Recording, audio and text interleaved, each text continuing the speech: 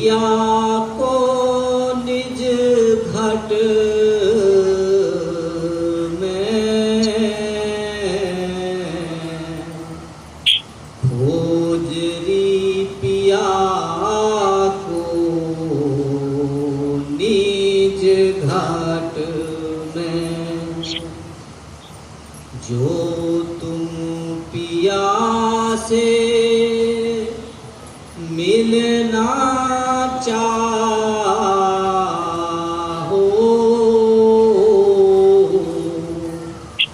तो भटको मत जग में। तीरथ व्रत कर्म आचार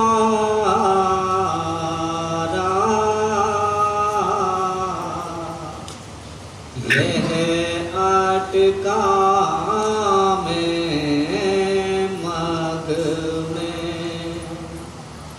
खोजरी पिया को निज घट में जो तुम पिया से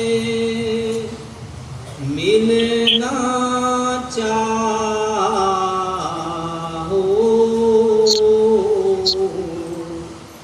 तो भटको मत जग में। राधा स्वामी दयाल की दया, राधा स्वामी सतगुरु साहब। प्यारी प्यारी साध संगत जी, ये वचन है परम पुरुषों पूरन धनी स्वामी जी महाराज के। परम पुरुष पूरन धनी राधा स्वामी दयाल इस शब्द के अंदर समस्त मानव को उपदेश देते हैं। समस्त मानव के अंदर चाहे तो स्त्री है, चाहे पुरुष है, चाहे हिंदू है, चाहे सिख है, चाहे मुसलमान है, चाहे ईसाई है, चाहे जैन। हम किसी भी जाति के हैं, किसी भी मजहब के हैं, किसी भी धर्म के हैं, स्वामी जी महाराज का जो उपदेश है सभी के लिए। जिन जिन रूहों को, जिन जिन आत्माओं को ये मनुष्य शरीर मिला है, उनके वास्ते ये उपदेश है। तो स्वामी जी महाराज का जो उपदेश है हमारी अंतर आत्मा के वास्ते है। हमारे शरीर की सबसे बड़ी शक्ति जो होती है वो हमारी अंतरात्मा है। जब आत्मा शरीर से निकल जाती है, शरीर मिट्टी का ढेर पड़ा रह जाता है। आंखें कितनी भी सुंदर हो देख नहीं पाते, कान कितने भी सुंदर हैं सुन नहीं पाते, हाथ हिल नहीं पाते, पैर चल नहीं पाते जब आत्मा शरीर से निकल जाती है। आत्मा एक करंट है, एक बिजली है। स्वामी जी महाराज की जो सलाह है, उपदेश है, आत्मा के लिए है। और संत सतगुरु के जो वचन होते हैं वो समस्त मानव के कल्याण के वास्ते होते हैं। तो स्वामी जी महाराज के जो वचन है वो समस्त मानव के कल्याण के वास्ते। स्वामी जी महाराज लिख रहे, खोजरी पिया को निज घट में। आत्मा, तुम परमात्मा से मिलना चाहती हो तो अपने परमात्मा को इस घट के अंदर खोजो। देखो परमात्मा ने आपके अंदर कितनी शक्ति रखी है। देखने की शक्ति आपके शरीर में है, सुनने की शक्ति आपके शरीर में है, सूंघने की शक्ति आपके शरीर में है, बोलने की शक्ति आपके जिह्वा में है, चखने की शक्ति खट्टे मीठे चटपटे स्वादों के लेने की शक्ति आपके जिह्वा में है। जिह्वा के अंदर भी एक यंत्र लगा हुआ है, जिह्वा के अंदर एक यंत्र लगा हुआ है। किसी शरीर पर देखो खट्टे का ज्ञान नहीं होता, मीठे का ज्ञान नहीं होता, चटपटे का ज्ञान उस शरीर में है। लेकिन जिह्वा ये बताती है खट्टी चीज़ है, ये मीठी चीज़ है, ये चटपटी चीज़ है। ये कितना सुंदर यंत्र होगा। इस शरीर के अंदर देखने की शक्ति, सुनने की शक्ति, चलने की शक्ति, बोलने की शक्ति परमात्मा ने तुम्हारे शरीर के अंदर रखी है ना। ज्ञान भी तुम्हारे अंदर है, प्रेम भी तुम्हारे अंदर है, प्रेम तुम्हारे अंदर है। आंखों से महसूस होता है प्रेम जो किसी आदमी के ऊपर आता है। जब बोलता है कितना चेहरा खुश दिखाई देता है। शांति कहते हैं क्रोध भी आपके अंदर है, क्रोध भी आपके अंदर है। जब आपको गुस्सा आता आंखें लाल लाल हो जाती है, आदमी जोर जोर से बोलना शुरू करता है। अब वो शांति कहाँ होगी? अब जिस शांति को आप तीर्थों में, मूर्तों में, मंदिरों में तलाश करते हो, वो शांति उसमें नहीं है।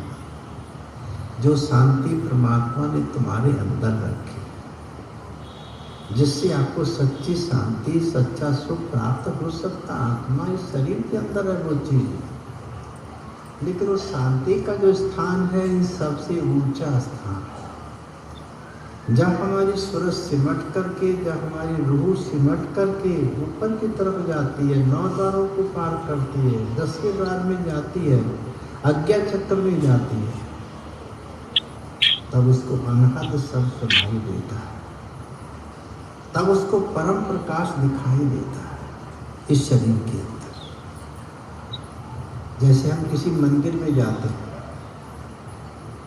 वहाँ जाकर पहले घंटा बजाते हैं, घंटा टन टन टन बोलता है, फिर मंदिर के अंदर प्रवेश हो जाते हैं। जहाँ वो तस्वीर रखी हुई है, चाहे शिव की तस्वीर हो, चाहे देवी की तस्वीर हो, वहाँ पहुँच जाते हैं। वहाँ एक दीपक रखा होता है, तेल रखा होता है, बाती रखी होती है, दीपक में तेल डालते हैं, बाती जलाते हैं, है ना, फिर हाथ जोड़ते हैं। इसी प्रकार मंदिर में करते ना, हाथ जोड़ करके आंखें बंद करके खड़े हो जाते हैं। इतनी दूर परिश्रम करके गए हैं मंदिर में। कुछ लोग तो कई कई किलोमीटर की यात्रा करके मंदिर में जाते हैं, फिर वहाँ आंखें बंद करके हाथ जोड़ के खड़ा हुआ। इसका मतलब है वो दीपक आपके अंदर जल रहा है। सीधा मसला स्वामी जी महाराज का, खोजरी पिया को निज घट में, ऐसी जीव आत्मा, अगर तू अपने प्रीतम को खोजना चाहती है तो अपने अंदर खोज, बाहर नहीं मिलेगा। देखो आज तक किसी भी बाहर को शांति नहीं मिली। बाहर जाकर तीर्थों में जाकर के हमने खूब स्नान किया है, खूब स्नान किया है, लेकिन वो पानी इस शरीर त्वचा के ऊपर लगता है, आपके मन को निर्मल नहीं कर सकता। इस शरीर की जो मैल है उसको छुड़ा सकता है। कबीर साहब कहते हैं, नहाए धोए क्या भये, मन का मैल न जाए, मीन सदा जल में रहे, धोए बास न जाए। पानी तो हमेशा, मछली तो हमेशा जल के अंदर रहती है, हमेशा जल से बाहर नहीं आती, लेकिन उसके अंदर की बदबू खत्म नहीं होती। जो रात और दिन मछली जल के अंदर रहती है और उसकी बदबू नहीं जाती, तुम्हारा 2 घंटे 2 घंटे में तुम्हारे अंदर की बदबू कैसे खत्म हो सकती है? मछली का तो जन्म भी पानी में ही होता है, पैदा भी पानी में होती है, पानी में ही रहती है, पानी से 1 सेकंड के लिए अलग होना नहीं चाहती, लेकिन उसके अंदर की बदबू नहीं जाती है। तो कबीर साहब कहते हैं, नहाए धोए क्या भये, मन का मैल न जाए, और मीन सदा जल में रहे, धोए बास न जाए। मछली को कितना भी धो लो, लेकिन उसके अंदर की बदबू नहीं खत्म होती है। तो आपकी जो बदबू है, आपकी जो मैल है, आपको पानी से कैसे धुल सकती है? वो नहीं धुल सकती। शरीर का मैल धो सकता है लेकिन मन का मैल नहीं धो सकता। मन के मैल को धोने के लिए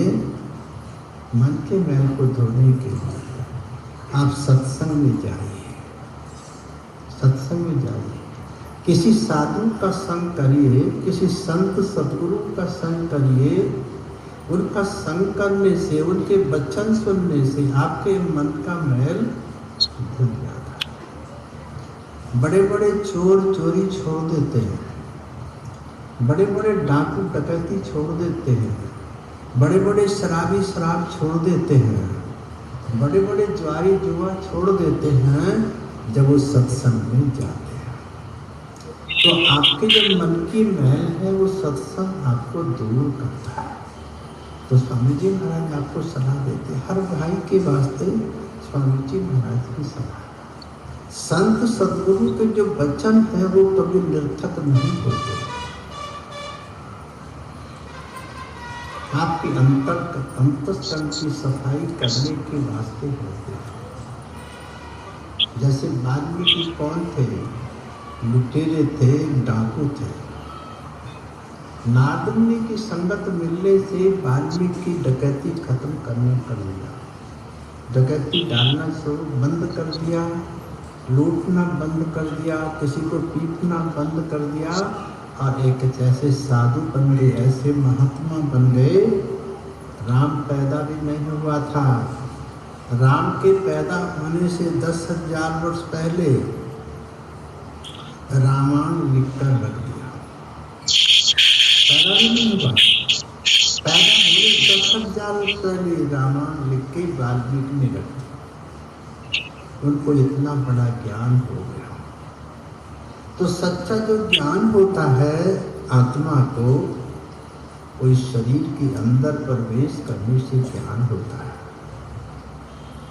आपका जो शरीर है आंखों से नीचे नीचे, आंखों से नीचे नीचे इससे मैल निकलती है, आंखों से नीचे शरीर से मैल निकलती है। आपने देखा होगा आंखों से ढीड़ निकलती है तो मैल होती है, नाक से रैंट निकलती है, मुंह से खकार निकलती है, इंद्री से पेशाब निकलता है, गुदा से टट्टी निकलती है। ये हमारे यहाँ से नीचे में जो शरीर है ये मैल को निकालने का है, इसमें ज्ञान नहीं है। जैसे हमारे शास्त्र कहते हैं मूलाधार चक्र में गणेश का वास है। गणेश का इस संसार में जो सबसे पहले पूजा होती है वो गणेश जी की होती है। वो कहाँ रहते हैं? इस शरीर में मूलाधार चक्र में रहते हैं, इस शरीर में रहते हैं, मूलाधार चक्र में रहते हैं। ब्रह्मा जी कहाँ रहते हैं? स्वादिष्टान चक्र में रहते हैं, स्वादिष्टान चक्र में, जो जन इंद्री मूल के पीछे है, जहाँ से जगत की पैदा होती है, पैदा करने वाला स्थान बोला था, जो मणिपुर जो तुम्हारे स्वादिष्टान चक्र। अब विष्णु जी कहाँ रहते हैं? वो मणिपुर चक्र में रहते हैं, जहाँ पर जगत की पालना होती है। नाभि के द्वारा हमारे पूरे शरीर की पालना होती है। जब हम भोजन करते हैं भोजन करते हैं गले से धीरे धीरे चल के अमाशय में आता है, अमाशय से निकल के वो भोजन मणिपुर चक्र में चला जाता है। तो मणिपुर चक्र में जाके पूरे भोजन का रस निकल जाता है, वो पचने के योग बन जाता है। उससे सारे शरीर की पालना होती है, सारे शरीर की उसको रक्षा मिलती है मणिपुर चक्र से। तो ब्रह्मा पैदा करने वाला है, विष्णु पालन करने वाला है, शिव संहार करने वाला है, क्योंकि उसकी जो भाषा है वो हृदय चक्र में है। जब हृदय की गति बंद होती है आदमी उसी समय समाप्त हो जाता है। हृदय की गति इधर बंद, सांस आना जाना खत्म। उसका स्वामी महादेव है, शिव जी है उसका स्वामी। अब 3 देवताओं की पूजा कर, देवता है ये, परमात्मा नहीं है। जिस सागर में से आत्मा निकल के आई है उसमें से कुछ नहीं है। इनके अंदर भी आत्मा था, राम के अंदर आत्मा था, कृष्ण के अंदर आत्मा था, ब्रह्मा के अंदर आत्मा था, विष्णु के अंदर आत्मा था, शंकर के अंदर आत्मा था। आत्मा आपके अंदर भी है। इनको देवता तो कह सकते हैं लेकिन परमात्मा नहीं कह सकते। परमात्मा जो कहते हैं उस सागर को कहते हैं जिसमें से आत्मा निकल के आती है।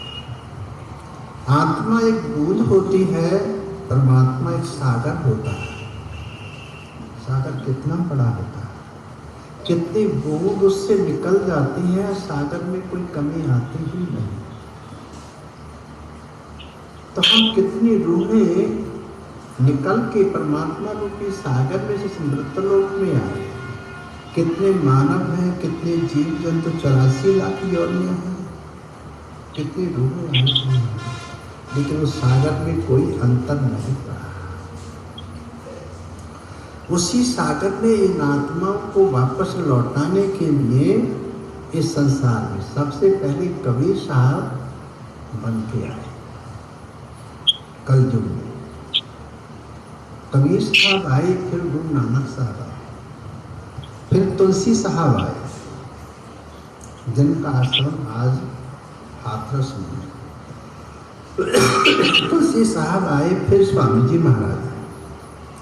स्वामी जी महाराज ने इस मत को, इन सलाहों को, कबीर साहब की भाषा कठिन है, उनकी वाणी पढ़कर देखो कठिन लगती है। गुरु नानक साहब की वाणी और कठिन लगती है, तुलसी साहब की वाणी भी कठिन लगती है। जब स्वामी जी महाराज की वाणी को पढ़ते हैं तो सरलता मिलती है, आसान मिल जाती है, पता मिल जाता है, खोज मिल जाता है। तो स्वामी जी महाराज ने इस जो आपको भक्ति करने का रास्ता कबीर साहब ने बताया, गुरु नानक साहब ने बताया, तुलसी साहब ने बताया, स्वामी जी महाराज को सरल करके बताया, जिससे 5 वर्ष का बच्चा भी समझ जाता और 100 वर्ष का बूढ़ा भी समझ लेता स्वामी जी महाराज की बात। और स्वामी जी महाराज ने जन्म कहाँ लिया? आपके उत्तर प्रदेश में जन्म लिया। कबीर साहब ने कहाँ जन्म लिया? उत्तर प्रदेश में जन्म लिया। तुलसी साहिब ने कहाँ जन्म लिया? उत्तर प्रदेश में जन्म लिया। उत्तर प्रदेश भाग्यशाली है, बहुत बड़ा प्रदेश है। गुरु नानक साहब ने पंजाब में जन्म लिया, तो पंजाब की भाषा में काम किया। स्वामी जी महाराज ने जन्म उत्तर प्रदेश में लिया, तो उत्तर प्रदेश की भाषा में काम किया। जैसे आप किसी पंडित से कथा करवाइए, वो श्लोक बोलेगा, वो संस्कृत में लिखे हुए, संस्कृत उस श्लोकों को आप समझ नहीं सकते। उन श्लोकों को केवल वही समझ सकता है जो संस्कृत पढ़ा हुआ है, उसे समझेगा। जो पूरा पढ़ा हुआ है तो श्लोक को समझता है, और लोग नहीं समझते, बस सुनते रहते हैं, सुनते रहते हैं, सुनते रहते हैं, लेकिन समझ नहीं। स्वामी जी महाराज ने उस भाषा को सरल करके आपकी भाषा में दे दिया है, जिससे आपकी समझ में है। जैसे ये वचन लिखा, खोजरी पिया को निज घट में, अपने घट के अंदर अपने प्रीतम को खोजो। जो तुम पिया से मिलना चाहो तो भटको मत इस जग में। अगर तुमको आत्मा परमात्मा से मिलना है तो इस संसार में मत भटको। वो तीर्थों में नहीं है, मूर्तों में नहीं है, मंदिरों में नहीं है, वो परमात्मा तुम्हारे अंदर बैठा हुआ है। तुम अपने आप की खोज करो, अपने अंतःकरण की खोज करो। सबसे पहले उसकी खोज करने के लिए मन को, चित्त को, बुद्धि को, अहंकार को निर्मल करो। जिसने अपने मन को, अपनी बुद्धि को, अपने चित्त को निर्मल कर लिया तो संतों की वाणी उनके लिए आसान हो जाए। मन को निर्मल करने से कहते नहाए धोए क्या भये, मन का मैल न जाए, मीन सदा जन्मे रहे, धोए पास न जाए। अपने मन को निर्मल करो। अगर मन निर्मल हो जाता है तो निर्मल वस्तु में तभी ये मिल सकता है। अगर इसके अंदर गिलानी है, ये मन निर्मल वस्तु में नहीं मिल सकता। इसलिए अपने अंतरात्मा को भी निर्मल करना। पहले मन को, चित्त को, बुद्धि को, अहंकार को निर्मल करो, तब आत्मा परमात्मा में मिलने के योग होगी। परमात्मा मिलने के योग, जैसे हवा चल रही है ना, हवा तो चल ही रही है। हवा को हवा मिलने में कोई कठिनाई नहीं होती। पृथ्वी को पृथ्वी मिलने में कोई कठिनाई नहीं होती। जैसे आप एक मिट्टी का डला उठाओ, उठा करके जोर से शक्ति लगा दो ऊपर, वो फेंको, वो कितनी दूर जाएगा? जितनी आपने शक्ति लगाई है इतनी दूर जाएगा। फिर कहाँ जाएगा? फिर वापस लौट के अपने तत्व में आ जाएगा। हवा हवा में आती है, मिट्टी मिट्टी में आती है, पानी पानी में मिल जाता है, वायु वायु में मिल जाती है, आकाश आकाश में मिल जाता है। तो आत्मा तभी अपने परमात्मा रूपी सागर में मिलेगी, तब तुम निर्मल हो जाओगे। मन को निर्मल करने के लिए विचार अच्छे होने चाहिए, शुद्ध खाना होना चाहिए, मन को निर्मल करना। हमारे अच्छे लोगों का संग होवे तो विचार अच्छे होंगे, मन निर्मल होगा। जिसका मन निर्मल होगा उसकी बुद्धि भी अच्छी बात सोचे। और चित्त जो है ना, जैसे एक कमरा होता है, कमरे में दरवाजा होता है, तो दरवाजा तो होता ही है। एक अलमारी भी होती है ना, कमरे में अलमारी की जरूरत होती है सबको सामान रखने के लिए। आपका जो चित्त है एक अलमारी का काम करता है, जो जन्म जन्मांतरों की फाइल आपके चित्त के अंदर रखी रहती है। जब भी जरूरत पड़ती है फाइल को निकाल के देख लेते हैं, पता चल जाता कौन से जन्म में कैसा कर्म किया है। उसी के अनुसार आत्मा को चक्कर लगाना पड़ता है। हम जो मानव शरीर में आए हैं उसी के अनुसार मानव शरीर हमको प्राप्त हुआ। तो अपने चित्त को भी निर्मल रखो, जिसमें जैसे अपनी अलमारी को पूछते हैं, झाड़ते हैं, धोते में सब अलमारी को धोते हैं, गंदगी को बाहर निकालते। तो स्वामी जी महाराज का उपदेश है, अपने चित्त रूपी अलमारी को गंदगी से मत भरो, प्रेम के सागर से भरो, अच्छे कर्मों से भरो, अच्छी अच्छी फाइलों से भरो। ये स्वामी जी महाराज की सलाह। खोज ली, अगर तुम परमात्मा को खोजना चाहते हो तो बाहर मत भटको, अपने अंदर में खोजो। जब इतनी बड़ी बड़ी शक्तियों का आप अपने अंदर अनुभव करते हो, सुनने की शक्ति, बोलने की शक्ति, देखने की शक्ति, चलने की शक्ति, सारी शक्ति आपके अंदर है, फिर परमात्मा कहाँ होगा? वो भी आपके अंदर है। इसलिए आत्मा तुम बाहर नहीं भटको। इस मनुष्य जन्म को दुर्लभ क्यों कहा गया? इसलिए दुर्लभ कहा गया, बहुत मुश्किल से मिलता आत्मा को ये मनुष्य, बहुत मुश्किलों से मिलता। 84 लाख योनियों में आत्मा चक्कर लगाती है, तब ये मनुष्य शरीर में आती है। अगर मनुष्य शरीर की बारी हमारे हाथ से निकल जाती है तो फिर 84 लाख योनियों में चक्कर लगाए। 84 लाख योनियों में। अब एक एक योनि को भोगने के लिए कितना समय चाहिए? बहुत समय चाहिए। कैसे? जैसे दृष्टांत में आता है, रामचंद्र जी को वनवास हुआ।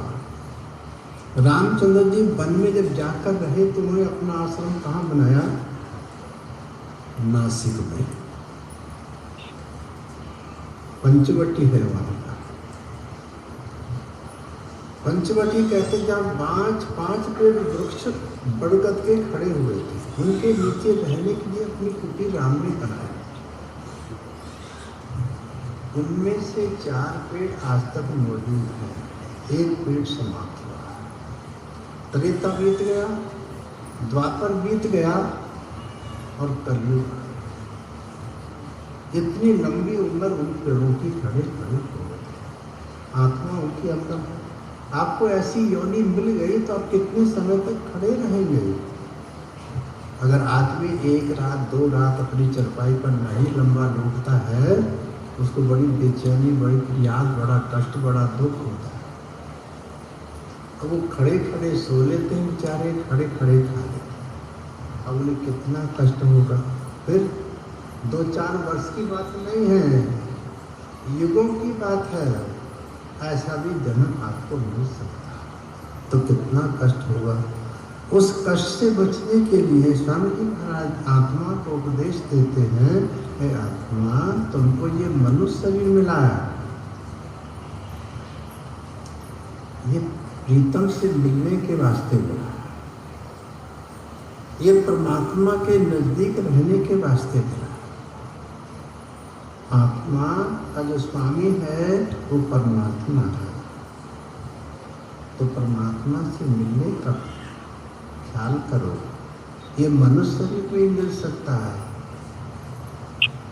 और किसी शरीर में नहीं मिल सकता है। जो ज्ञान परमात्मा ने मनुष्य शरीर के अंदर रखा है, वो ज्ञान परमात्मा ने और कहीं नहीं रखा। ताकत तो रखी है खूब। जैसे आदमी 1 मन वजन उठाता है, 2 मन उठाता है, ऊंट 18 मन वजन को उसके पीठ पर रख दो, बैठे हुए की पीठ पर, उसको लेकर खड़ा हो जाता है। 18 मन को। आदमी तो 1 मन को लेकर खड़ा हो सकता है, ज्यादा से ज्यादा है, लेकिन ऊंट जो है 18 मन को, हाथी बहुत सारे वजन को लेकर खड़ा हो जाता है। लेकिन दिमाग उतना नहीं है, उनके अंदर वजन को ज़्यादा ले लेते हैं, ज़्यादा खा लेते हैं।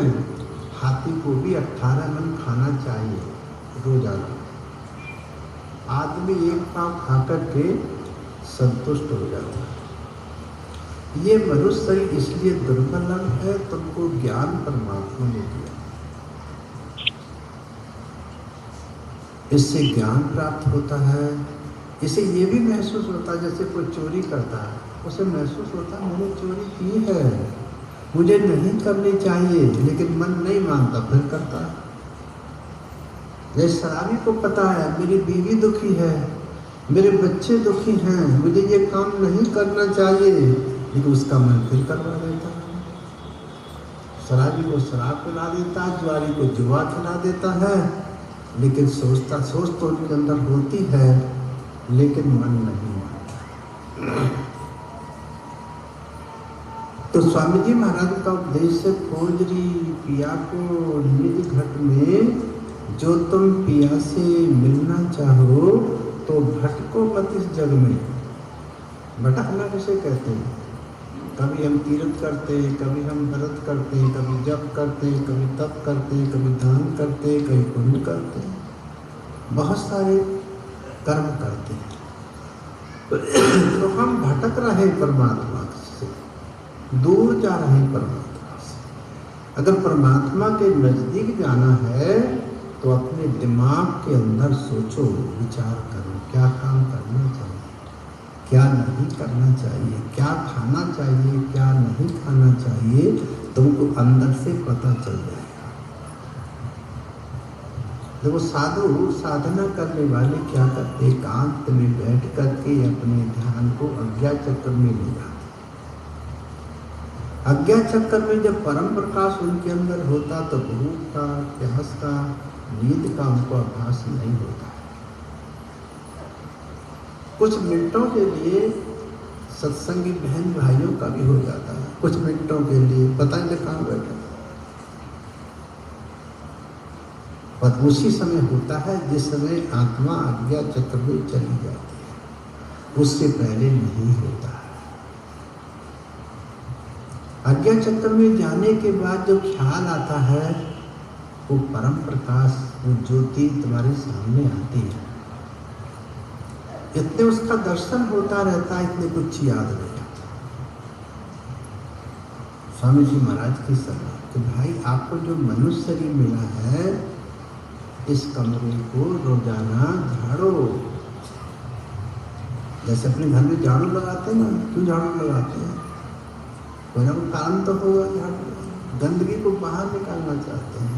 इस शरीर रूपी गंदगी को भी बाहर निकालो, वो ध्यान के द्वारा बाहर निकलते। अपनी सूरत को, अपनी रूह को इस संसार से हटाओ और अज्ञा चक्र में ले जाओ। उसका ध्यान जो अज्ञा चक्र में जाएगा तो परम प्रकाश का दर्शन करेगा। जब परम प्रकाश का दर्शन होगा, उस आत्मा को उस मनुष्य शरीर में आने का उद्देश्य पूरा हो जाएगा। अगर परम प्रकाश का दर्शन नहीं किया है, खाने तो बहुत सुंदर सुंदर खाए हैं, वस्त्र तो बहुत सुंदर सुंदर पहने हैं, लेकिन ध्यान नहीं किया, तो इस मनुष्य शरीर का कोई लाभ नहीं, कोई लाभ नहीं हुआ। आत्मा को जो मनुष्य शरीर का लाभ होता है, अनहद शब्द को सुनने से लाभ होता है, परम प्रकाश को देखने से आत्मा को लाभ होता है। उसका जो दर्जा है वो बढ़ता है, वो दर्जा बढ़ता है, उसमें ज्ञान आता है। इसलिए स्वामी जी महाराज का उपदेश है, आत्मा असती खोजनी, पिया को निधि घटनी, बाहर मत खोजना, अपने अंदर खोजना। जो तुम पिया से मिलना चाहो तो भटको मत या जगो, इस संसार में मत भटको। ये तीर्थों में, मूर्तों में, मंदिरों मत अटको, इनके संग पिया नहीं मिलना। जो इनका संग करता है उसको परमात्मा से मिलन नहीं होता। इनके संग पिया नहीं मिलना, पिया मिले कोई साध संग में, तुम्हारे प्रीतम का तुमसे जो मिलन होगा वो किसी साधु के संग से होगा। साधु का जो संग है वो हमको बिचौलिए का काम करता है। जैसे किसी लड़की की शादी बिचौली के द्वारा होती है ना, उसका काम है, संतों का ये काम है आपको परमात्मा से मिला देना। तो स्वामी जी महाराज की सलाह आगे फिर उपदेश देते हैं। तीरथ बरद कर्म आचार,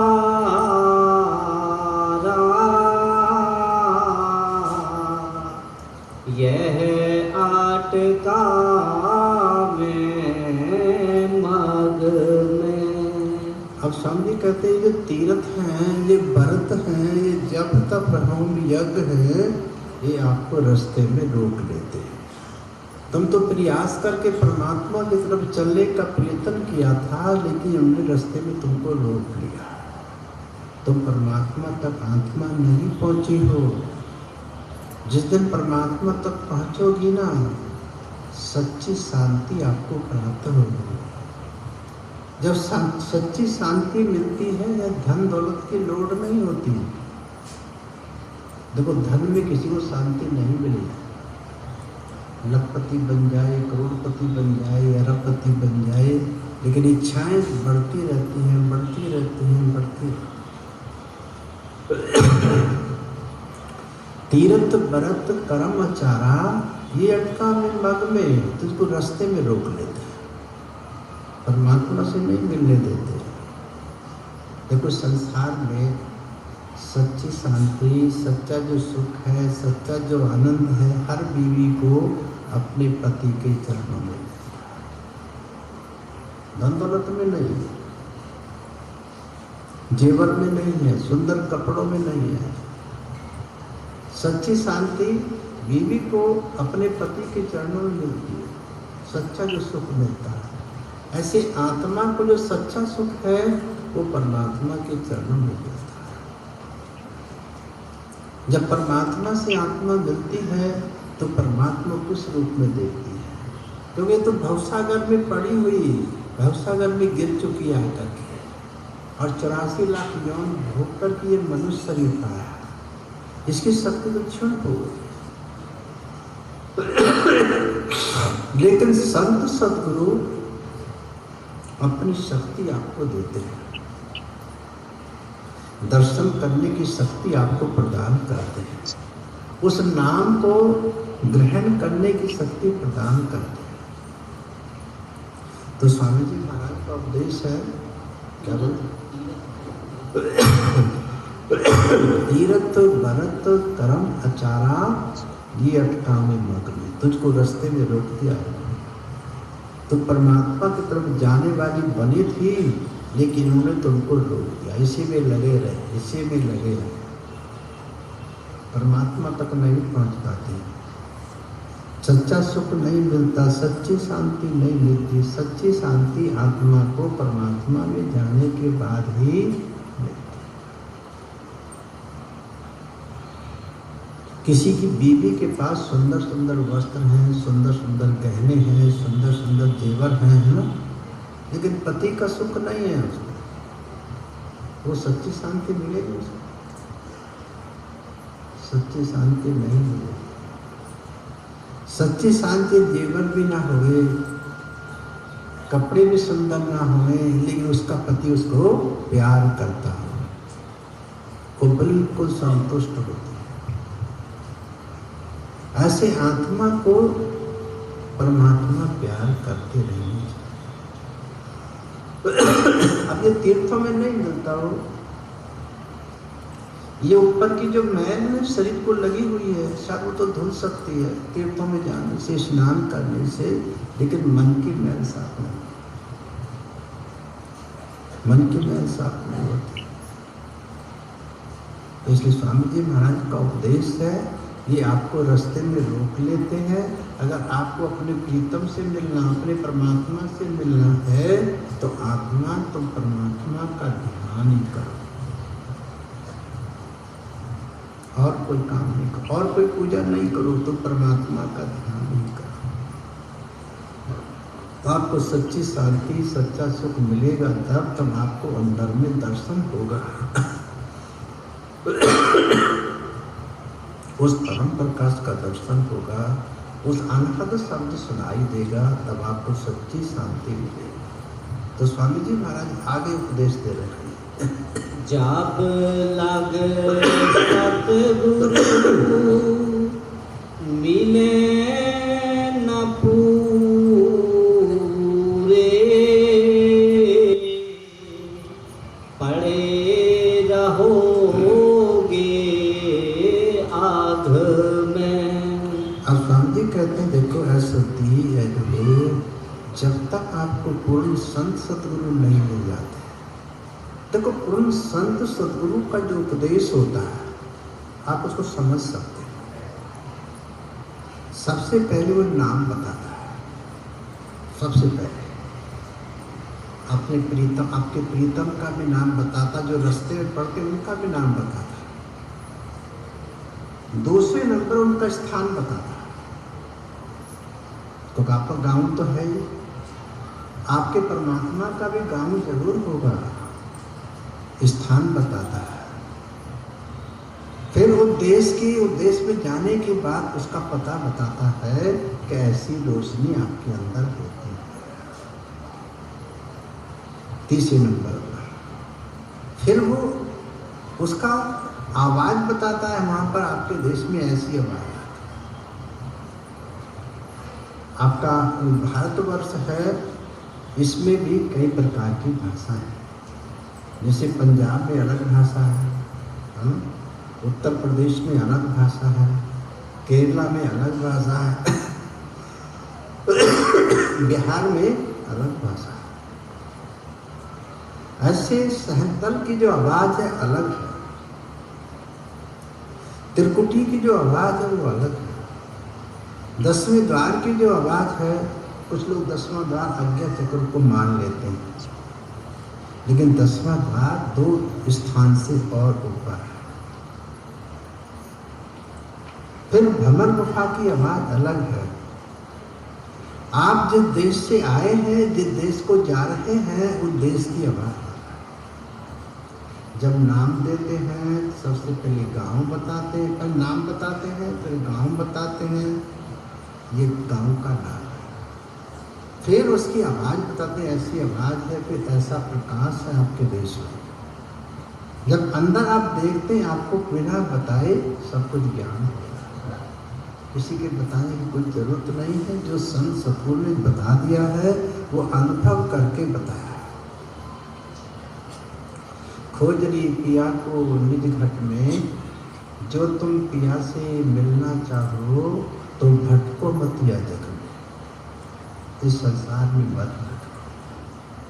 तीर्थ बरत करम अचारा, ये अटका में मग में तुमको बीच में रोक देते हैं, ये बीच में रोक देते हैं। इनके संग पिया नहीं मिलना, पिया मिले कोई साध संग। तुम्हारे प्रीतम का जो मिलन होता है आत्मा, वो किसी साधु के संग से होता है।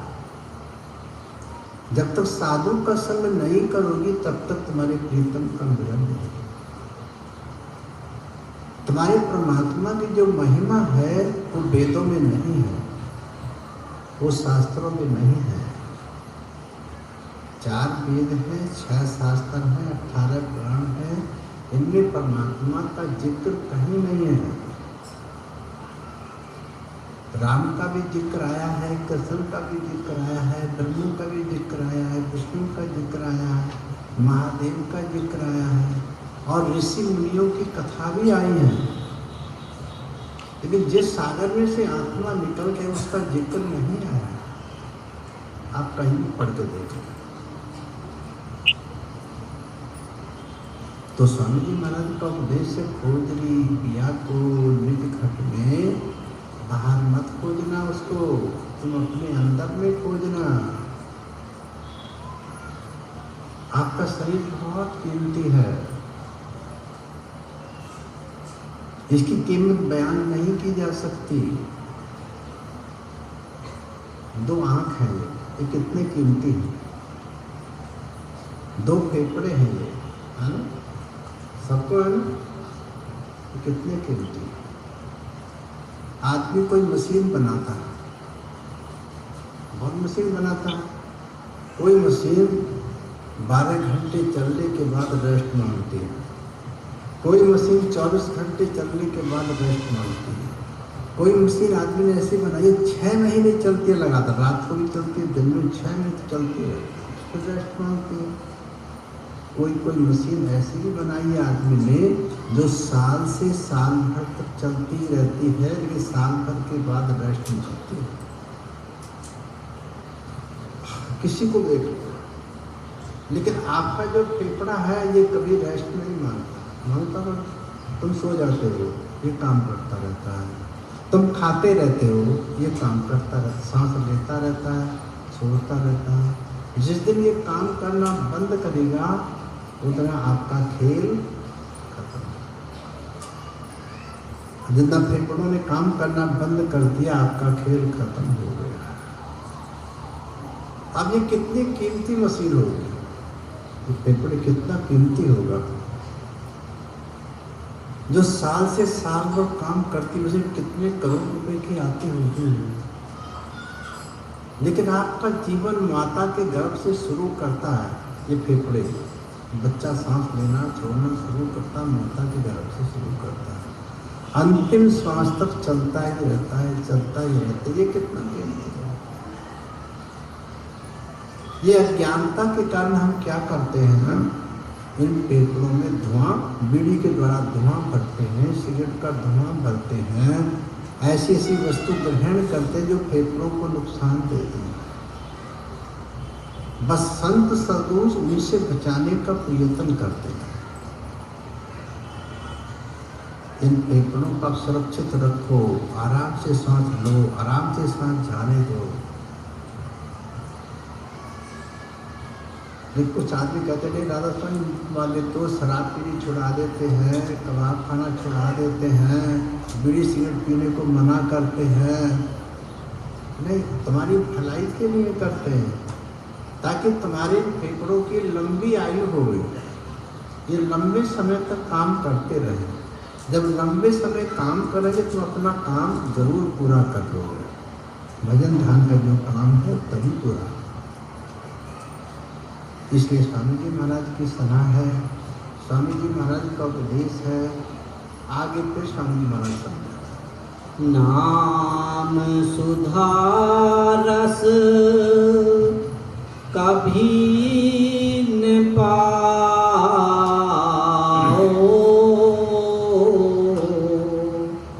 भरमो योनि खाग में। अब स्वामी जी कहते हैं ऐसा नाम तुम्हारे अंदर रखा हुआ है जो अमृत से भरा हुआ है, कोई बंदी नहीं होता है, ना किसी को चलाने की जरूरत पड़ती है, ना उसे बुलाने की जरूरत पड़ती है, बोलता ही रहता है, बोलता ही रहता है। ऐसा नाम, ऐसा सुधारस नाम तुम्हारे अंदर में रखा हुआ है। अगर तुम संत सद्गुरु की बात नहीं मानोगे तो नाम सुधारस आपको नहीं मिलेगा। नाम सुधारस कभी नहीं पाओ, धर्मो जौनी अगमे। पक्षियों की यौन में आपको आत्मा जन्म मिलेगा। देखो, चाहे तो चींटी है चाहे हाथी है, लेकिन आत्मा में कोई अंतर नहीं। बस बॉडी में अंतर है, शरीर में अंतर है, आत्मा में कोई अंतर नहीं। इसलिए नर्तन में आके ये ज्ञान प्राप्त हो जाता है।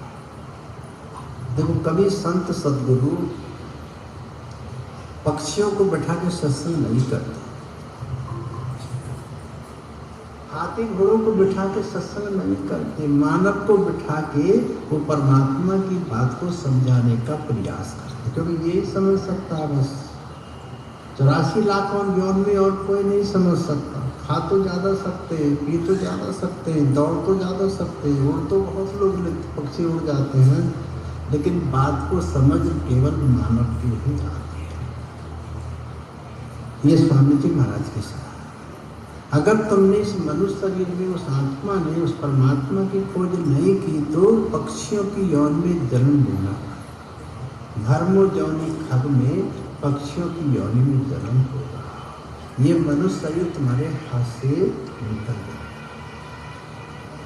बन जाते हैं रिश्तेदार, जब जब पास होता है टूट जाता है गरीबी में जो रिश्ता खास होता है। जब धन दौलत पास होते रिश्तेदार अपने बन जाते हैं, लेकिन जब गरीबी आती है जो खास रिश्तेदार भी आपसे मिलते हैं। आए थे इस बाग में सैर गुलशन की कर चले, संभाल माली बाग अपना हम मुसाफिर घर चले। एक दिन जाना हमको चाहिए।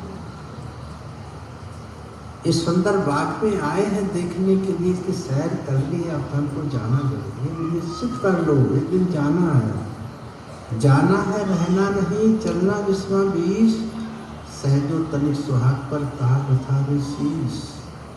सहजो भाई के मामा चरण दास थे। सहजो भाई के घर गए, महात्मा चरण दास ने आवाज दी, सहजो सहजो सहजो। सहजो बोली नहीं। और बार जब जाते थे तो सहजो भाई दौड़कर आती थी कि मामा जी प्रसाद लाए होंगे, मुझको प्रसाद दो। उस बार बोली नहीं। महात्मा चरणदास ने सोचा कि सहजो कहते नहीं पर बोलती क्यों नहीं है। महात्मा चरणदास ने फिर आवाज दी, सहजो सहजो सहजो, नहीं बोली। चरणदास ने कहा पता नहीं क्या हो गया इसको आज। फिर आवाज दी सहजो सहजो सहजो। कहने लगी मामा जी मैं इस कमरे में हूँ, मेरी ससुराल से सुंदर सुंदर गहने आए हैं, सुंदर सुंदर वस्त्र आए हैं, पहन पहन के देख रही हूँ, कैसी लगती हूँ, इन गहनों को पहन के देख रही हूँ, कैसी लगती हूँ। जब महात्मा चरणदास ने ये देखा, कहा जाना है रहना नहीं, चलना विस्मृतीश, सहजो तनि सुहाग पर कहा उठावे शीश। पता नहीं आपने देखा होगा यहाँ तो कभी पहले पति चला जाता है, किसी के पहले पत्नी चली जाती है, स्वाद नाश हो जाता है। ये संसार का ऐसा है। एक दिन जाना जरूर है, साथ नहीं जाना, आगे पीछे जाना। महात्मा सहजो बाई के कान खड़े हो गए, तनिक सुहाग पर कहा उठावे शीश। महाराज आप इसको तनिक सुहाग बताते हैं, कभी बेटी पता नहीं पहले जाना तुमको पड़ जाए, तुम्हारे पति को जाना पड़ जाए, पहले तुम्हारा सुहाग को नाश हो जाए। ये बात तो ठीक है, ये बात तो ठीक है, फिर क्या करूं मैं? तुम ध्यान करो। सहजो बाई को ध्यान पर बैठाया महात्मा चरणदास ने। उसके अंदर में जब सूरत को चढ़ी, उसने जो परम प्रकाश को देखा, अनहद शब्द को सुना, कहने लगे मामा जी कुछ दिन में 8 दिन के बाद मेरी शादी होने वाली है, मैं सास के घर जाऊंगी। तो बिल्कुल जाना पड़ेगा, शादी कराओगे तो जाना तो पड़ेगा ही। फिर सास कहेगी ये काम कर, वो काम कर, पति की सेवा कर, फलाना काम कर, ढिमका काम कर। अब तो काम कम बताए जाते लड़कियों को, पहले बहुत काम किया। फिर मैं इस प्रकाश को कैसे देख पाऊंगी? महात्मा चरणदास ने कहा कि सहजो भाई इस प्रकाश को देखना चाहती हो तो पागल बन जाओ। पागल कोई शादी नहीं करेगा, पति भी छोड़ के चला जाएगा। सहजो भाई पागल बन गए। कैसे पागल बनूं? कहते किसी को गाली देने लगो, किसी को ईंट मारने लगो, लेकिन बचा के मारना, किसी को ईंट मारो तो किसी को कहते हैं सीधे डायरेक्ट मार दो, बचा के मार। लोग कहेंगे पागल हो गए। वो 8 दिन पहले से उसने ये काम करते, सारे गांव को पता चल गया सहजो बाई पागल हो गई है, सहजो बाई पागल हो गई है।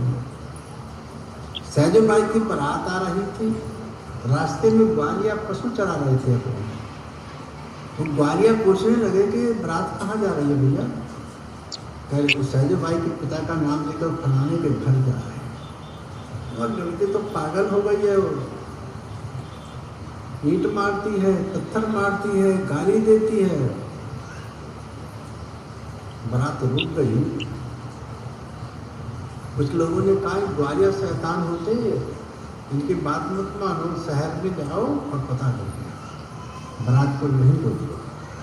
बारात वहीं रुक गई। शहर में गए कुछ लोग बारात के और पता किया कि सहजो वास्तव में पागल हो गई। बारात वहीं से वापस उसी सहजो बाई ने बड़े बड़े ग्रंथ लिखे, बड़ी बड़ी पोथियां लिखी, जिससे मानव को अंधेरे से निकाल के प्रकाश में लाया। उस सहजो बाई ने मानव का अंधकार मिटा करके उसको प्रकाश में बिठा दिया, भक्ति के रास्ते पर लाया। उस सहजो बाई का नाम इसलिए, जब तक सूरज चांद रहेगा तब तक सहजो का नाम अमर रहेगा। जब तक धरती आसमान रहेगा तब तक सहजो का नाम अमर रहेगा। भक्ति ऐसी वस्तु है। अब स्वामी जी महाराज आगे समझाते हैं। पंडित काजी भेष शेख सब अटक रहे डाग डाग में। पंडित काजी भेक शेख सब अटक रहे डग डग में, यानी थोड़ी थोड़ी दूर चल के रुक गए। पंडित भी देखो, काली भी देखो, भेकी भी देखो, पंडित काजी भेक से सब अटक रहे डग डग में, इनके संग पिया नहीं मिलना, पिया मिले कोई साध संग। इनके संग से परमात्मा का मिलन नहीं होगा, कि हर पंडित को अपनी दक्षिणा चाहिए। बिना दक्षिणा कभी कथा नहीं करता, ये करता है। जो अच्छी दक्षिणा देता है उसके जल्दी दौड़ कर जाता है, उसको दक्षिणा का लालच है। संतों को किसी की दक्षिणा का लालच नहीं होता, वो सबके घर में सत्संग करते, सबके लिए सत्संग करते। पंडित काजी भेद से सब अटक रहे डग डग में, इनके संग पिया नहीं मिलना, पिया मिले कोई साध संग। उस प्रीतम का जो मिलन होता है किसी साधु के संग से होता है। कभी कभी वो भूखा भी रह जाता है, कभी कभी बिना वस्त्र के भी भजन ध्यान में बैठ जाता है। इन चीज़ों की उसको लोड नहीं होती, उसको लोड होती है परमात्मा के दर्शन की। सच्ची ख्वाहिश होती है उसको, धन दौलत की नहीं होती, हाथ वीडियो की नहीं होती, बाल बच्चों की नहीं होती। वो परमात्मा से परमात्मा को ही मानता है और कुछ नहीं करता। साधु का मकसद केवल आगे फिर स्वामी जी महाराज समझा, इनके संग पिया नहीं मिलना, पिया मिले कोई साध समग में। और स्वामी जी महाराज अपनी भलाई के लिए नहीं, मानव की भलाई के लिए कह रहे हैं। क्या कह रहे हैं? इनके संग पिया नहीं मिलना, पिया मिले कोई साध संग। इन पंडित काजी भेद संक्षेप सब अटक रहे डग डग में, इनके संग पिया नहीं मिलना, पिया मिले कोई साध संग। जब कोई भाई कोई बहन साधु का संग करेगा तब उसको प्रीतम का मिलन होगा। जब भी सत्संग होता है साधुओं का, किसी को धन दौलत में नहीं फंसाते, आठ वेदों में नहीं, जो सच्चे साधु होते हैं, बाल बच्चों में नहीं फंसाते, उन सब से धीरे धीरे अपना मोह निकालना सिखाते हैं। जैसे आपको बच्चे मिले हुए, आपकी ड्यूटी है उनको खाना खिलाना है, उनको लिखाना है, उनको पढ़ाना, ये आपकी ड्यूटी है, ये आपको करना पड़ेगा। लेकिन बाल बच्चे जो हैं वो आपके नहीं हैं, वो किसी और ने दिए। जब बच्चा माता के गर्भ में आता है तो माता को ये पता होता है कि मेरे घर में बेटी आई है, बेटा वो सब कार्य उस प्रकृति का ही होता है, उस प्रकृति का कार्य होता है। स्वयं माता को ये भी पता नहीं होती मेरे बच्चे की आंखें कब बन गई, ये कान कब बन गए, ये हाथ कब बन गए, ये पैर कब बन गए, पता ही नहीं होता है। प्रकृति को सारे काम करती है, हाथ भी बनाती है, आँख भी लगाती है, कान भी लगाती है, सारे काम करती है। तो स्वामी जी महाराज का उपदेश है, संत सतगुरु जब भी जगत में आते हैं आपको परमात्मा से स्नेह करना सिखाते हैं। इन बाल बच्चों का पालन करना तुम्हारी ड्यूटी थी, आपका काम था, वो आपने किया, लेकिन आपके हैं नहीं, ये कुछ समय के लिए आपके हैं, क्योंकि आपकी मर्जी से आए नहीं हैं, आपकी मर्जी से जाएंगे नहीं हैं। उस परमात्मा की प्रकृति की मर्जी से उन्हें जन्म दिया है और परमात्मा की मर्जी से हमको यहाँ संसार से जाना होता है। एक मिनट भी इधर से उधर नहीं होता, सारे साधन परमात्मा के होते, सब परमात्मा के ऊपर छोड़ दो, तुम परमात्मा का ध्यान करो, अपनी ड्यूटी पूरी करो। इनको लिखा करके, पढ़ा करके, खूब सुंदर ढंग से इनको काम काज से लगाना तुम्हारी ड्यूटी है, लेकिन परमात्मा का ध्यान आपको जरूर करना है। ये स्वामी जी महाराज की सलाह हर भाई के लिए है, हर बहन के लिए है, चाहे वो हिंदू हैं, चाहे वो सिख हैं, चाहे वो मुसलमान हैं, चाहे वो ईसाई हैं, चाहे वो जैन हैं। आत्मा सबके अंदर एक जैसी है, उसमें कोई फर्क नहीं। तो स्वामी जी महाराज का जो उपदेश है आत्मा के, शरीर के लिए नहीं। शरीर अलग वस्तु है, आत्मा अलग वस्तु।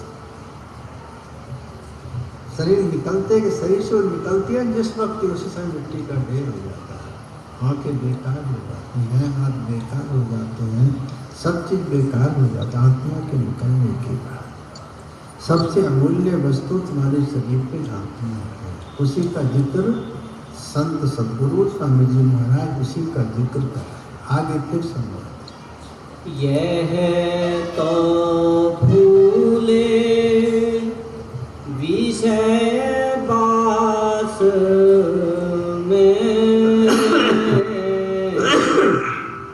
धर्म धसे की राग राग में। अब स्वामी जी आपको सलाह दे रही है, तो भूले विषय वास में, विषय वासनाओं में मानव जैसे आता है ना, विषय वासनाओं के चक्कर पड़ के परमात्मा को भूल जाता है। उसका जरूरी काम था परमात्मा से मिलने का, फिर उसे भूल जाता है। खाने में, पीने में, सोने में, जगने में, फिर यह संसार में लड़ाई झगड़ों में भूल जाता है। और काम तो सब कर लेता है, लेकिन परमात्मा का ध्यान ही नहीं करता।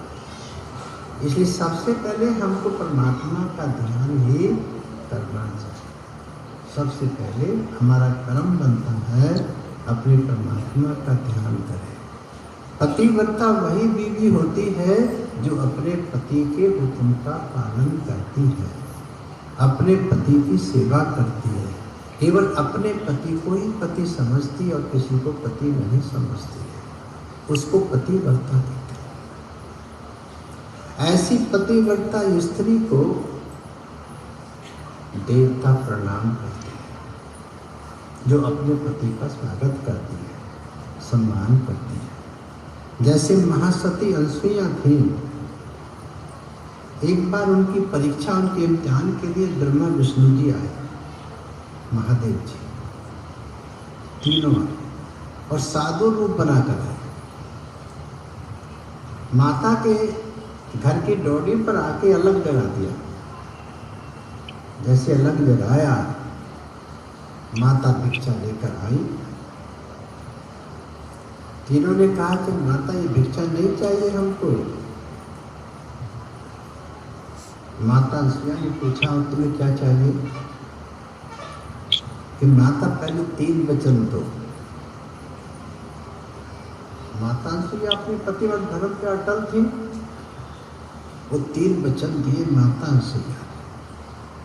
तीनों ने कहा कि हमको नगिन होकर के, निवस्त्र के होकर के भोजन बनाओ और खिलाओ, शरीर पर कोई वस्त्र नहीं। माता अनसुईया का मैं साधु नहीं है, ये तेरा कोई इम्तिहान है, तेरी परीक्षा है। माता अनसुईया अंदर जाते हैं, लोटे में जल लाती हैं, मंत्र से पढ़ के जल लाती हैं, उन तीनों के ऊपर छिड़क देती। तीनों बच्चे बन जाते हैं, याव याव करते हैं। अब बच्चे से कोई शर्म होती नहीं। माता उनको दूध पिलाती है, गोद में खिलाती है, नगिन होकर के दूध पिलाती है और पाले में जुड़ाती है, पाले में लिटा देती है, जुड़ा देती है। अब 1 दिन हो गया, 2 दिन हो गया, जब 3रा दिन हुआ, उधर ब्रह्मा जी ने, पार्वती जी ने कहा कि शिव जी का पता नहीं है, ब्रह्माणी कहती है ब्रह्मा जी का भी पता नहीं है, लक्ष्मी जी कहती है विष्णु जी का भी पता नहीं। स्वर्ग लोक में नहीं है, वैकुंठ लोक में नहीं है, और मृत्यु लोक में भी नहीं दिखाई दे रहे। जिन्होंने सलाह की कि जो नारद मुनि हैं वो सब लोगों में भ्रमण करते हैं, उनसे पूछो। वो नारद मुनि को बुलाती हैं, कहते नारद मुनि तुमने कहीं ब्रह्मा जी को देखा है? कहते हाँ माते देखा है। पार्वती जी पूछती हैं, लक्ष्मी जी पूछती हैं, हाँ माते मैंने देखा है उनको। कहाँ देखा है? कि माता अनसुईया के पाले में झूल रहे हैं। माता की परीक्षा लेने गए थे, उनकी स्वयं परीक्षा हो गई है। वो तो माता की परीक्षा लेने गए थे, लेकिन उनकी परीक्षा हो गई है। अब पार्वती जी संकट में पड़ गए कि सिद्धि महाराज कैसे लाया जाए। उधर ब्रह्माणी जी संकट में पड़ी कि ब्रह्मा जी को कैसे लाया जाए। लक्ष्मी संकट में पड़ी है कि विष्णु को कैसे लाया जाए। कि नारद मुनि उनको कैसे वापस लाया जाए। कि माता वो भिक्षा मांगने गए थे, तुम भी भिक्षा मांगने जाओ और उनको भिक्षा मांगना, और कोई भिक्षा नहीं मांगना तो उनको ही भिक्षा मांगना। माता कभी मना नहीं करेगी। जो सामग्री जो सामान माता के पास है वो सब कुछ देने के लिए तैयार है। तीनों जाति अलग जगाती है, माता भिक्षा लेकर आती हैं। तीनों कहते नहीं माता ये भिक्षा नहीं चाहिए हमको, और क्या चाहिए? पहले 3 वचन दो, जब मांगेंगे हम तो। माता 3 वचन देती हैं कि हमको हमारे पति लौटा दो। हाथ जोड़ के प्रार्थना करती हैं। देखो लक्ष्मी जी, ब्रह्माणी जी, पार्वती जी हाथ जोड़ के अनसुईया से प्रार्थना करें हमारे हमको पति लौटा दो। माता कहती ले जाओ, मना नहीं करती माता ले जाओ। लेकिन लक्ष्मी कहती नहीं माता, इन्हें क्या हमें गोद में थोड़ी खिलाना है, इन बच्चों को ले जाएंगे हम तो गोद में थोड़ी खिलाएंगे हम इनको। ये जैसे थे वैसे ही दो हमको। माता फिर से जल छिड़कती हैं उनके ऊपर, वो फिर से अपने रूप में आ जाते हैं। 6 प्रसन्न होते हैं, 6 राजी होते हैं, माता से खुश हो जाते हैं। माता अपनी परीक्षा में सफल हो गई। स्वर्गलोक के गहने माता अनसुईया को देते हैं, स्वर्गलोक के वस्त्र देते हैं। उन वस्त्रों को पहन के भूख नहीं लगती, उन गहनों को पहन के नहाने की जरूरत नहीं पड़ती। स्वर्गलोक के वस्त्र गहनों को पहन के नहाने की, धोने की, भूख की, प्यास की जरूरत नहीं पड़ती। माता अनसुईया ने कभी इस्तेमाल नहीं किए। सीता जी को वनवास हुआ, वन की अवस्था में जब सीता जी माता अनसुईया के दरवाजे पर पहुंची तो सीता को दान दे गए, और वस्त्र भी और गहने भी।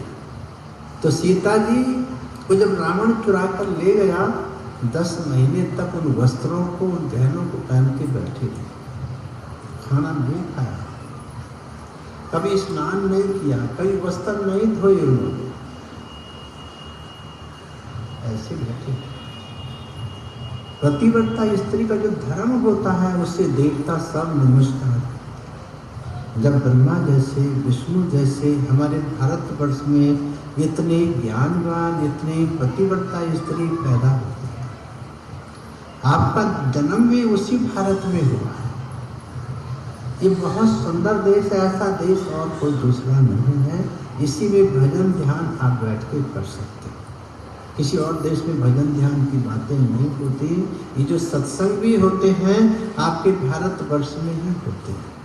विदेश से लोग सत्संग करने के लिए हिंदुस्तान में आते हैं, सत्संग सुनने के लिए आते हैं। तो स्वामी जी महाराज का उपदेश है, आपके अंदर जो आत्मा बैठी हुई है वो बहुत निर्मल है, बहुत पाक है।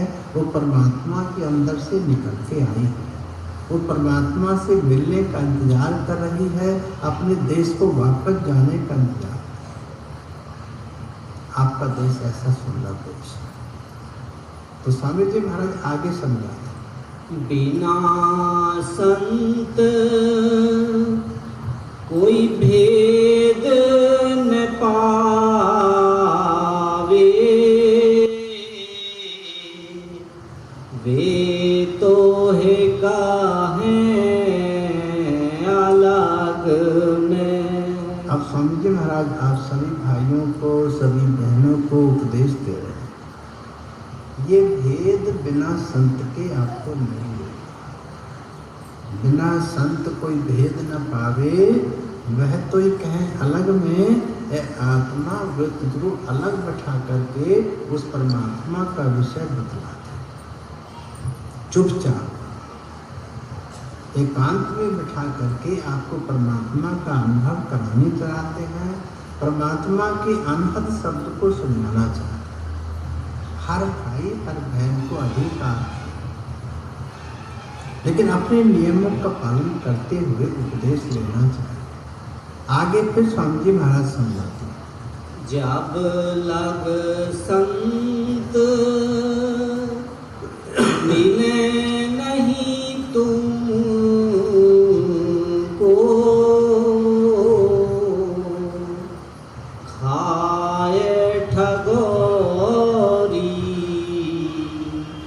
तू इन ठग में। जब लग संत मिले नहीं तुमको, खाए ठगोरी तुम इन ठग में। जब तक किसी भाई को, किसी बहन को संत सद्गुरु नहीं मिलता है, इन ठगों के चक्कर में आकर के ठगाए जाते हैं। पंडित के, काजी के, पंडित काजी भेद से सब भटक रहे हैं। सब डग डग पे चल के परमात्मा की तरफ को रुके, परमात्मा तक नहीं पहुंचे।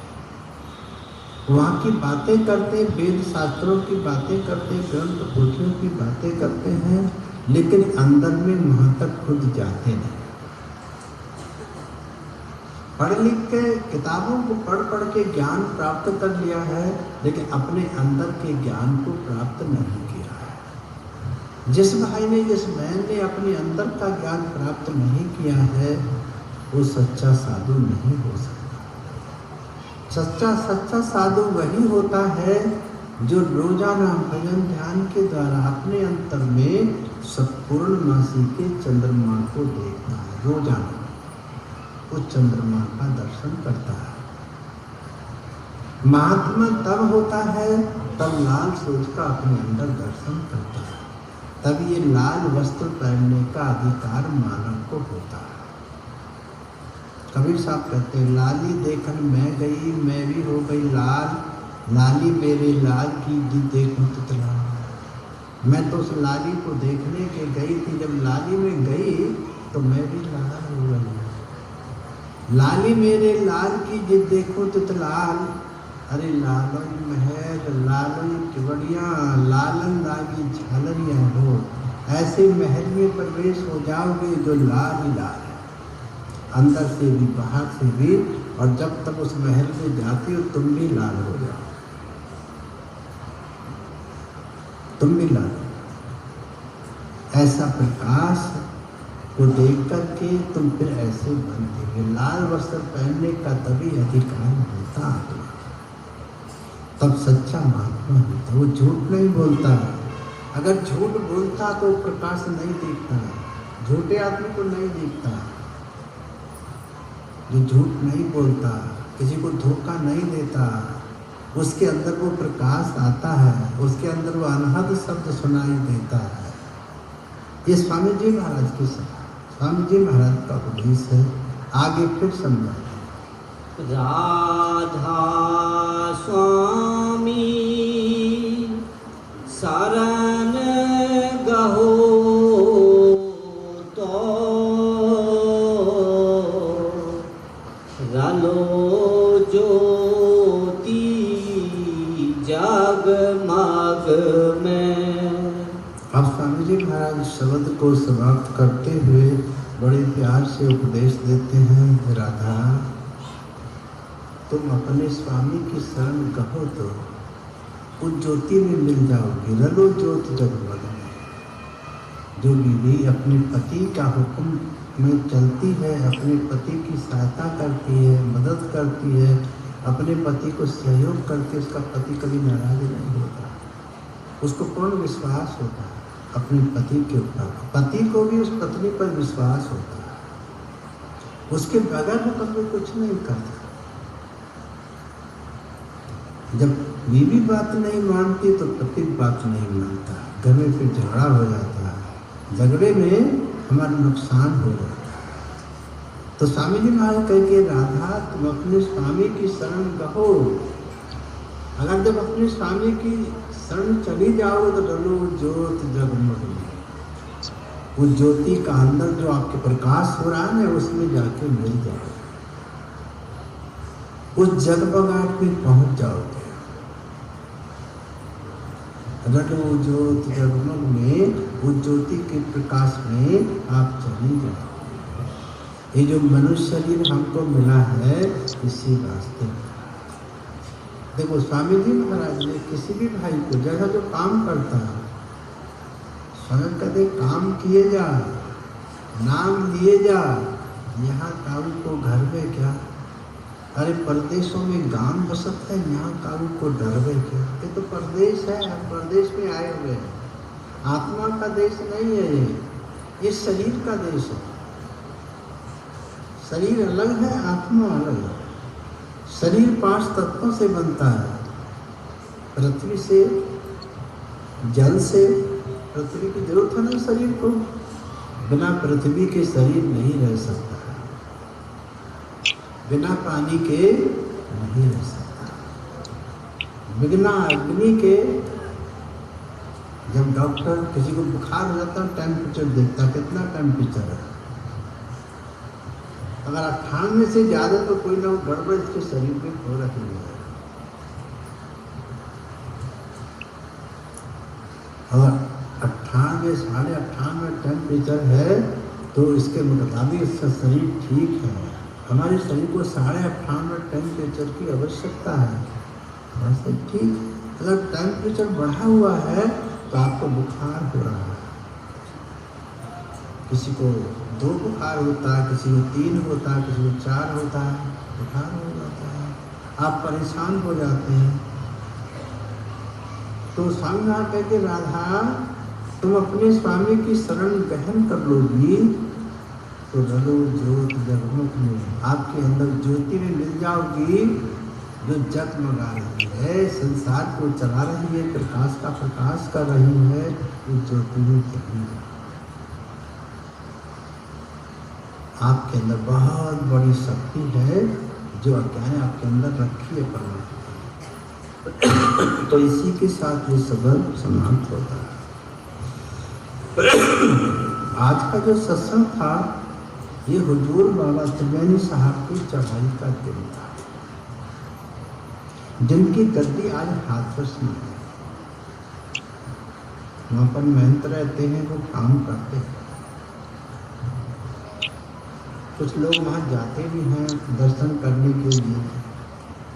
इसलिए स्वामी जी महाराज हमारे को दादा गुरु लगते थे, हमारे गुरु के गुरु थे। वो जो भंडारा वहाँ करते हैं 19, 20, 9, 10 दिसंबर को 9 जून का करते हैं, हम लोग मई में करते हैं 1 महीना पहले। हम 1 महीना पहले क्यों करते हैं, 1 महीना बाद वो क्यों करते हैं कि स्वामी जी महाराज जो शरीर था वो 9-10 मई को ही छूटा था। उस दिन तो भंडारा कर नहीं सकते थे। उन्होंने 1 महीने के बाद का टाइम रखा कि स्वामी जी का जो भंडारा, बाबा त्रिवेणी साहब का जो भंडारा होगा ये 9-10 जून को होगा। तब से वही दिन चला रहा। ये स्वामी जी महाराज ने कृपा करके आपके ऊपर दया करके ये भंडारा आपको 9-10 मई का दे दिया। इसी के साथ ये शब्द समाप्त होता है। राधा स्वामी दयानिधि दया, राधा स्वामी सद्गुरु साई।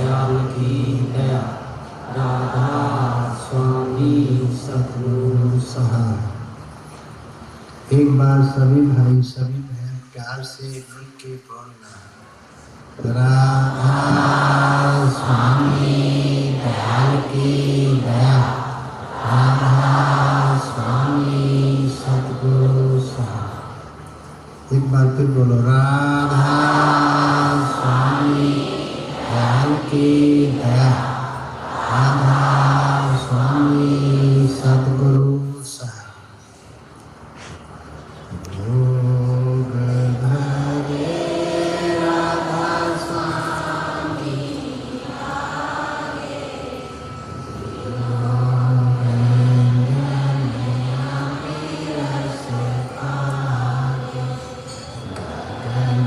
Sita